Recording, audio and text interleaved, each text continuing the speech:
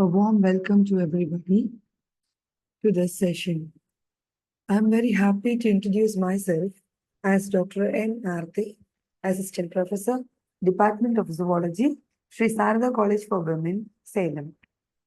And in this session, we are going to discuss about the topic Plasmodium. So what is Plasmodium and how it is going to cause the disease, and what about the life cycle? Everything will be discussed in this session. So let us move on to the video. So Plasmodium is, it is coming under the classification. So we'll see about the classification first. So it comes under the kingdom Protista, subkingdom Protozoa, phylum Apicomplexa, class Sporozoa, subclass Coccidia, order Hemosporida, family Hemosporidae, and the genus is Plasmodium. Species differs. There are nearly about more than 120 species of Plasmodium, which are known to infect various groups of vertebrates. Among that, very few or the most important species are the following four, like Plasmodium falciparum, Plasmodium vivax, Plasmodium ovale, and Plasmodium malariae. இந்த 4 species தான் வந்து world wide மலேரியாவை cos பண்ணக்கூடிய ஒரு ஒட்டுண்ணியா வந்து நம்ம வந்து கருதுறோம். ஓகேவா? So பிளாஸ்மோடியத்தோட classification நம்ம பார்த்தோம். Kingdom Protista, subkingdom Protozoa, phylum Apicomplexa, class Sporozoa. நம்ம முதலே சொல்லியிருக்கோம் ஸ்போரோசோவானா என்ன அப்படின்னு சொல்லிட்டு. விதை போன்ற கருமுட்டைகளை உருவாக்கக்கூடிய உயிரினங்கள் எல்லாமே வந்து ஸ்போரோசோவாக்கு கீழே வரும். சப்கிளாஸ் காக்சிடியே, வட்ட வட்டமான வடிவம் இருக்கிறது தான் வந்து காக்சிடியேன்னு சொல்லுவோம். வட்ட வடிவமா இருக்கிறது, அந்த ஸ்போர்ஸ் எப்படி இருக்கும்னா வட்ட வடிவத்துல இருக்கக்கூடியது காக்சிடியேன்னு சொல்லுவோம். அப்புறம் ஆர்டர் ஹீமோஸ்போரிடா அப்படின்னு சொன்னோம். ஹீமோ அப்படின்னு சொன்னா வந்து பிளட்டுக்குள்ள இந்த ஸ்போர்ஸ் வந்து போய் இருக்கிறதுனால அதோட ஆர்டரை வந்து ஹீமோஸ்போரிடேனும், ஃபேமிலியை அதோட குடும்பத்தை வந்து ஹீமோஸ்போரிடே அப்படின்னு சொல்றோம். Order Sporida, family Sporidae. Genus வந்து பிளாஸ்மோடியம். ஸ்பீஷீஸ் பால்சிபாரமா இருக்கலாம், வைவாக்ஸா இருக்கலாம், ஓவேலா இருக்கலாம், இல்ல மலேரியேவா இருக்கலாம். இதுல பிளாஸ்மோடியம் பால்சிபாரம்ங்கிறது வந்து உயிரை அழிக்கக்கூடிய தன்மையுடையது, morbidity and mortality causing organism அப்படின்னு சொல்லியிருக்கோம். Okay, so the life cycle of Plasmodium, it is very very complex one. அதாவது வாழ்க்கை சுழற்சி அப்படின்னு சொல்லுவோம். லைஃப் சைக்கிள் அப்படின்னா எப்படி இது வந்து ரொட்டினைஸ் ஆக போகுது அப்படின்னு சொன்னா it is very complex. It is a digenetic parasite. பாரசைட்னா ஒட்டுண்ணி, டைஜெனட்டிக் அப்படின்னா இதனுடைய வாழ்க்கை சுழற்சியை முடிப்பதற்கு இதுக்கு 2 ஆர்கானிசம் தேவைப்படும். 2 விதமான அனிமல்ஸோட சப்போர்ட் வந்து இதுக்கு தேவை, அதோட லைஃப் சைக்கிள் கம்ப்ளீட் பண்றதுக்கு. So the life cycle of all species of human malarial parasite is essentially the same. Malarial parasite ஓட எல்லா ஸ்பீஷீஸோட லைஃப் சைக்கிளும் வந்து மோரார்லெஸ் ஒரே மாதிரி தான் இருக்கும். அண்ட் இதுல வந்து என்னென்ன உள்ளடங்கி இருக்கு அப்படின்னு சொல்லி பார்த்தோம்னா, எக்ஸோஜீனஸ் செக்ஷுவல் சைக்கிள், ஒரு செக்ஷுவல் சைக்கிள் இன்வால்வ் ஆயிருக்கு. அந்த செக்ஷுவல் சைக்கிள்க்கு இன்னொரு நேம் என்ன அப்படின்னு சொல்லி பார்த்தா ஸ்போரோகனி. ஸ்போரோனா சீடு, கனி அப்படின்னு சொன்னா ஃபார்மேஷன் ஆர் ஜெனிசிஸ், உருவாக்குதல். விதைகளை உருவாக்கும் பருவத்திற்கு பெயர் செக்ஷுவல் ஃபேஸ் அப்படின்னு சொல்றோம். Exogenous sexual phase with multiplication in certain Anopheles mosquito. Mosquitoes வந்து நிறைய டைப்ஸ் ஆஃப் மஸ்கிட்டோஸ் இருக்கு. 3 மெயின் டைப்ஸ் ஆஃப் மஸ்கிட்டோல ஆனோஃபிலஸ், கியூலெக்ஸ் அண்ட் ஏடிஸ் அப்படின்னு சொல்லுவோம். கியூலெக்ஸ் வந்து யானைக்கால் வியாதியை பரப்பக்கூடியது, அனோஃபிலஸ் வந்து மலேரியாவை பரப்பக்கூடியது, இந்த ஏடிஸ் அப்படிங்கிறது வந்து டெங்கு சிக்கன் குனியாவை பரப்பக்கூடிய ஒரு கொசு வகைகள். ஸோ அதுல இந்த அனோஃபிலஸ் மஸ்கிட்டோ தான், அனோஃபிலஸ் ஜீனஸை சேர்ந்த மஸ்கிட்டோஸ் தான் வந்து மலேரியாவை பரப்புது. And an endogenous asexual phase, exogenous sexual ஃபேஸும், அதாவது எக்ஸோஜீனஸ் அப்படின்னு சொன்னா வந்து செல்லுக்கு வெளியில, ஓகேவா? எண்டோஜீனஸ் ஏசெக்சுவல் ஃபேஸ் தான். இந்த எண்டோஜீனஸ் ஏசெக்சுவல் ஃபேஸ்க்கு இன்னொரு நேம் இருக்கு, அதுதான் வந்து சைசோகனி அப்படின்னு சொல்லுவோம். சைசோ அப்படின்னு சொன்னோம்னா வந்து டிவைட் ஆகுறது, ஸ்பிளிட் பண்றது, 1 2 மாத்துறது, 2 4 மாத்துறது, அதுதான் வந்து சைசோ அப்படின்னு சொல்லுவோம். ஆல்ரெடி கொனினா என்னன்னு சொல்லி நம்ம பார்த்துட்டோம். உருவாகிறது genesis with multiplication in vertebrate host. அதாவது செக்ஷுவல் ஃபேஸ் வந்து கொசுக்கள்லையும், ஏசெக்ஷுவல் ஃபேஸ் வந்து மனுஷன்லயும், வெர்டிபிரேட் ஹாஸ்ட் முதுகெலும்பு இருக்கக்கூடிய ஹாஸ்ட்லயும், அது வந்து முதுகெலும்பு இல்லாத மஸ்கிட்டோஸ்லயும் வந்து நடக்குது. நம்ம முதல்ல சொன்னோம் டைஜெனட்டிக் பாரசைட், இதோட லைஃப் சைக்கிளை முடிக்கிறதுக்கு 2 ஹாஸ்ட் தேவைப்படுது அப்படின்னு சொல்லி, ஓகேவா? அதோட வாழ்க்கை சுழற்சியை நடத்துறதுக்கான இடத்தை கொடுக்கக்கூடிய ஆர்கானிசம்ஸை தான் வந்து ஹாஸ்ட்ன்னு சொல்றோம். அப்படி 2 பேர் இடம் கொடுக்குறாங்க, ஒருத்தவங்க மனுஷன், இன்னொருத்தன் வந்து mosquito. Okay, so with multiplication in the vertebrate host. So till this, hope everybody understood. The later phase includes the development. Later phase அப்படிங்கிறது என்னன்னா வந்து சைசோகனி, ஹியூமன் பீயிங்ஸ்ல நடக்கக்கூடிய டிவிஷன் சைக்கிள். அந்த ஸ்போரோகனி வந்து மனுஷனுக்குள்ள வரும். ஸ்போர்ஸை வந்து கொசு வந்து அந்த மலேரியா காஸ் பண்ணக்கூடிய அந்த கிருமிய, பிளாஸ்மோடியத்தை கொசு மூலியமா நம்ம உடம்புக்குள்ள செலுத்துது. அந்த கொசுல இருக்கக்கூடிய அந்த ஸ்போரோசாய்ட் செக்ஷுவல் ஃபேஸ்ல உருவாகிறது. இப்ப அந்த ஸ்போரை வந்து நம்ம மனுஷன் உடம்புக்குள்ள செலுத்தினதுக்கு அப்புறமா நடக்கக்கூடிய ஸ்டெப்பை தான் சைசோகெனின்னு சொல்றோம். இது ஏசெக்ஷுவல் ஃபேஸ். இப்ப இதை வந்து நம்ம 2 ஸ்டேஜா வந்து பிரிச்சுக்கலாம். ஏசெக்ஷுவல் ஸ்டேஜ்லயே எரித்ரோசைட்டிக் சைசோகெனி. எரித்ரோசைட்டிக் அப்படின்னு சொன்னா ரெட் பிளட் செல்ஸ். எரித்ரோனா ரெட், சைட்டோனா செல். ரெட் பிளட் செல்லுக்குள்ள நடக்கக்கூடிய டிவிஷனை தான் வந்து எரித்ரோசைட்டிக் சைசோகெனி அப்படின்னு சொல்றோம். And the phase taking place in the parenchyma cells in the liver. ஓகேவா? லிவர்ல வந்து நிறைய செல்ஸ் இருக்கு.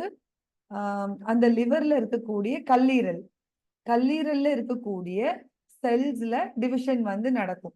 ரெட் பிளட் செல்ஸ்ல நடக்கும். அப்புறம் வந்து இன்னொரு ஃபேஸ் வந்து எங்க நடக்கும்னா கல்லீரல்ல பாரன்கைமா செல்கள்ல நடக்கும்.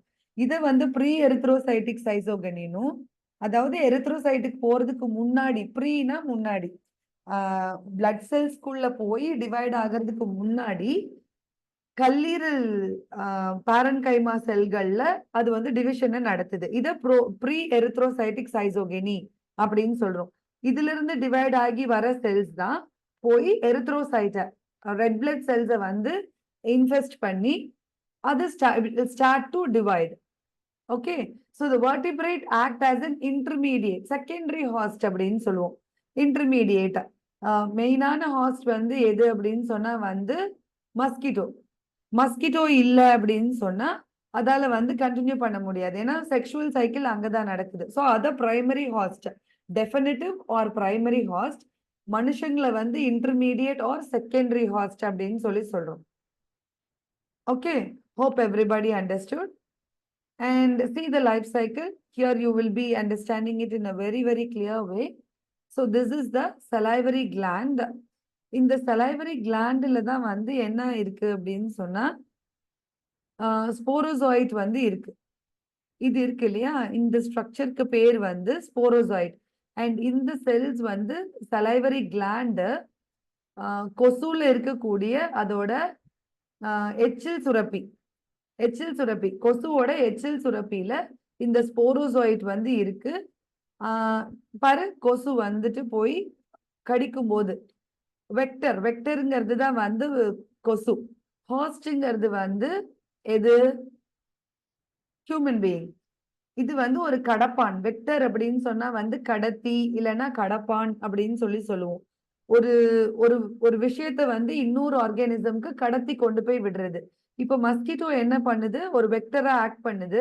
எதுக்கு? இந்த பிளாஸ்மோடியத்தோட ஸ்போர்ஸை வந்து ஹியூமன் பீயிங்குள்ள கொண்டு போய் சேர்க்கறதுக்கு, மனுஷங்களுக்கு கொண்டு போய் சேர்த்துது.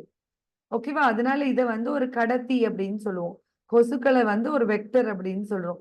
ஸோ இந்த எச்சில் சுரப்பியில இருக்கக்கூடிய இந்த ஸ்போர்ஸ், கொசுவினுடைய எச்சில் சுரப்பியில இருக்கக்கூடிய இந்த ஸ்போர்ஸ், அது போய் மனுஷங்களை கடிக்கும் போது, இந்த ஹாஸ்டான மனுஷனை கடிக்கும் பொழுது என்ன ஆகுது அப்படின்னு சொல்லி பார்த்தோம்னா, அதோட லிவர் செல்ஸ்குள்ள, மனுஷனுடைய லிவர் செல்ஸ்குள்ள இந்த ஸ்போர்ஸ் வந்து போகுது.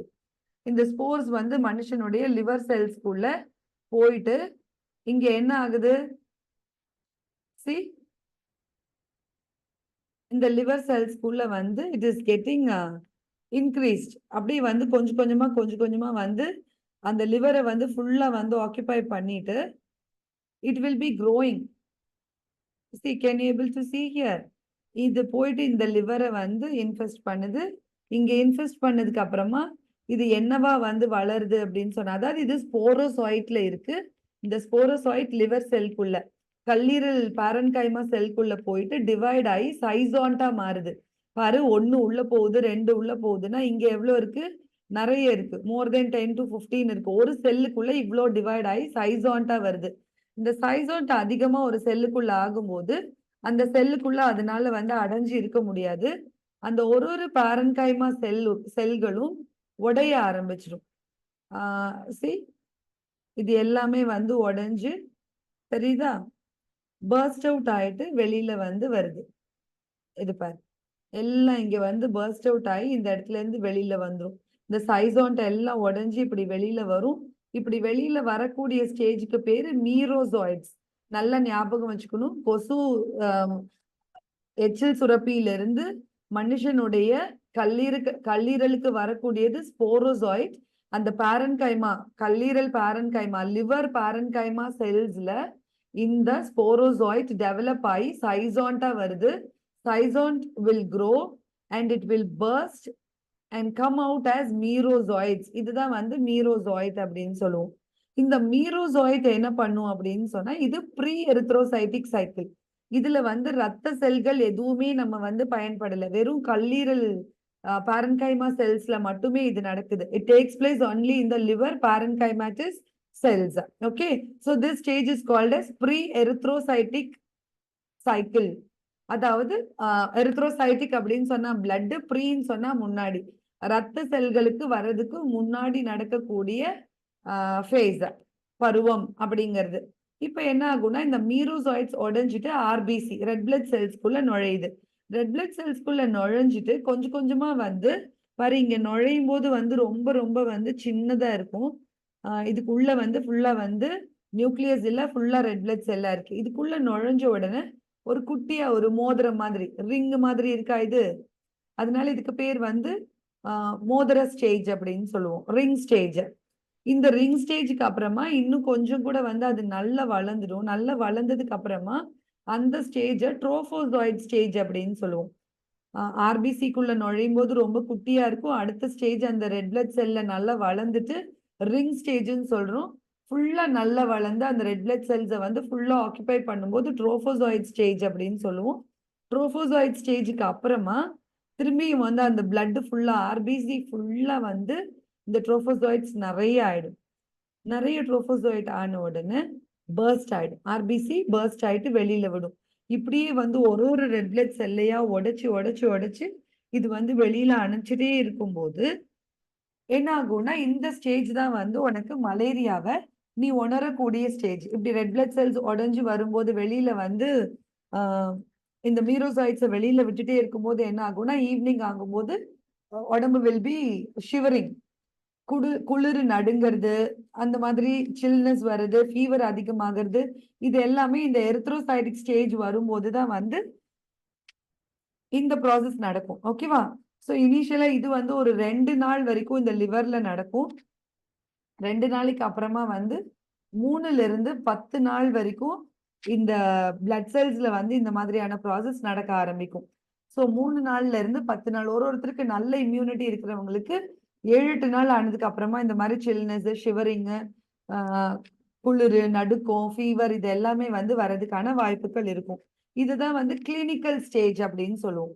எரித்ரோசைட்டிக் ஸ்டேஜ் தான் வந்து கிளினிக்கல் ஸ்டேஜ் அப்படின்னு சொல்றோம். ஓகேவா? ஸோ இது சைசாண்ட்.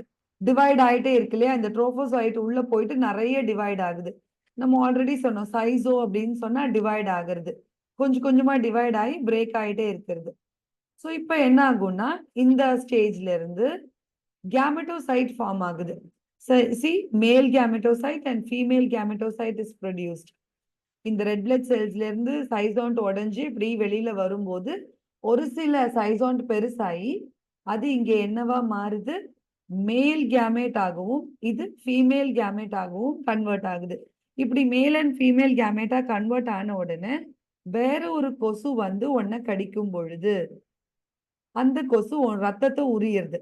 It is going to suck the blood. Some mosquitoes will come and bite you and it is going to suck the blood. இந்த பிளட்டை சக் பண்ணி எடுக்கும்போது உறிஞ்சி எடுக்கும் பொழுது இந்த கேமேட்டுகள் மேல் கேமேட் ஃபீமேல் கேமெட்டோசைட் இந்த கேமெட்டோசைட் இந்த கொசுக்குள்ள போகுது. இது ஒரு கடத்தியா பயனாகுது. அதனாலதான் இது வெக்டர்னு சொல்றோம். இங்கிருந்தும் கடத்துறதுக்கு அதுதான். அதே மாதிரி கொசுவிலிருந்து ஸ்போரோசாய்ட் மனுஷனுக்கு கடத்துறதும் அதுதான். அதனாலதான் இது வெக்டர்னு சொல்றோம். ஸோ இங்க கேமெட்டோசைட் மஸ்கிட்டோக்குள்ள திரும்பி போகுது. மஸ்கிட்டோக்குள்ள போன உடனே என்ன ஆகும்னா இந்த கேமெட்டோசைட் மஸ்கிட்டோட கட் அதனுடைய வயர் இருக்கு இல்லையா? ஸ்டமக் கட் செல்ஸ்குள்ள இன்டெஸ்டைனோட கட்டில போயிட்டு டிவைட் ஆகும். கட் செல்ஸ்ல போயிட்டு நல்ல வந்து ஃபியூஸ் ஆகும். கேமெட் வந்து male and female gamete fuse ஆயிட்டு ஜைகோட்டா ஃபார்ம் ஆகும். ஃபர்டிலைசேஷன் முடிஞ்சு ஜைகோட் ஃபார்ம் ஆகுது. ஓகேவா? மேல் அண்ட் ஃபீமேல் கேமெட் மஸ்கிட்டோவோட சிஸ்டம்ல போய் male and female gamete fertilise ஆகி என்ன ஆகுது? ஜைகோட்டா மாறுது. ஜைகோட்டா மாறினதுக்கு அப்புறமா ஊகைனைட்டா மாறுது. இந்த ஊகைனைட் கட் சிஸ்டம் வந்து உடைச்சிட்டு கட் செல்ஸை வந்து உடைக்கும். ஓகேவா? மஸ்கிட்டோவோட கட் செல்ஸை பிரேக் பண்ணிட்டு வெளியில வரும். அந்த வெளியில வர்றது எப்படி இருக்கும்னா ஊசிஸ்ட் அப்படின்னு சொல்லுவோம். ஒரு சுவர் மாதிரி ஒண்ணு இருக்கும். அதுக்குள்ளதான் வந்து இந்த ஊகைனைட் இருக்கு. சிஸ்ட் ஃபார்ம் பண்றது ஒரு முட்டை மாதிரி வந்து உருவாகுது. சிஸ்ட்னா முட்டை மாதிரி கரு முட்டை மாதிரி உருவாகிட்டு அது வந்து என்ன பண்ணும்? இந்த கருமுட்டை வந்து கொசுவினுடைய எச்சில் சுரப்பி சலைவரி கிளாண்டுக்குள்ள வந்து போகுது.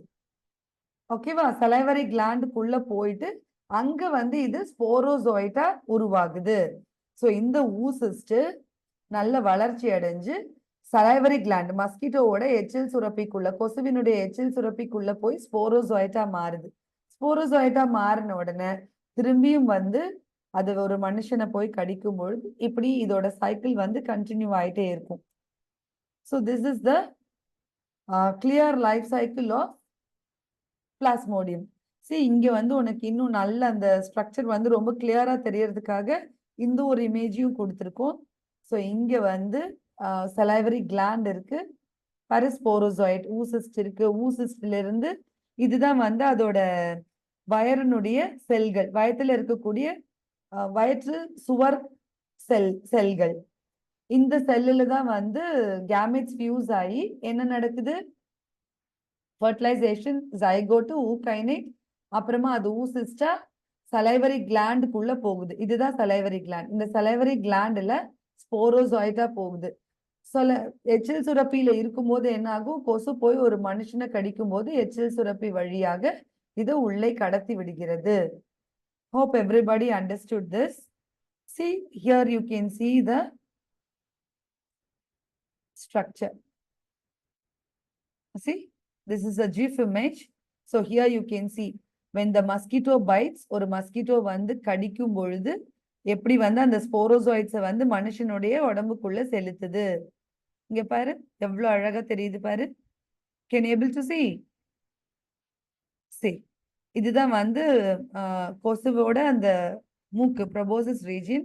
அதை வந்து நம்மளோட ஸ்கின்குள்ள நுழைக்கும் போது அந்த சலைவரி கிளாண்டுக்குள்ள இருந்து அழகா ஸ்போரோசாய்ட்ஸை உள்ள விட்டுருது.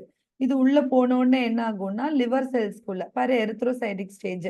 லிவர் செல்ஸ் எல்லாம் டேமேஜ் பண்ணதுக்கு அப்புறமா போயிட்டு ஒவ்வொரு இதுலயா எரித்ரோசைட் ரத்தத்துல இருக்கக்கூடிய செல்கள்ல அது அப்படியே டிவைட் ஆயிட்டு சைசோன்ட்டா மாறுது. Okay, So this is about the life cycle of Plasmodium. Hope everybody understood this. Thank you so much for your patient listening. ரொம்ப பொறுமையா இதை கவனிச்சதுக்கு நான் வந்து தேங்க்ஸ் சொல்லிக்கிறேன். அக்னாலேஜ் பண்ணணும். இதுல இருக்கக்கூடிய நிறைய விஷயங்கள் பல்வேறு ஆத்தர்ஸ், வேற வேற புக்கோட ஆத்தர்ஸ், அப்புறம் நிறைய கூகுள்ல இருந்து நிறைய இமேஜஸ் எடுத்து நான் அதுக்கு அனிமேஷன் கொடுத்துருக்கேன். ஸோ எடுத்திருக்கிற எல்லா ஆத்தர்ஸ் கிட்ட இருந்து எடுத்த கண்டென்ட்டுக்கும் கூகுள்ல இருந்து எடுத்த இமேஜஸ் எல்லாத்துக்குமே வந்து I am acknowledging here. I acknowledge the various image provider for assisting the learning, for gaining the knowledge for the students. And this video is only for the better understanding of the students. So thank you very much for everybody.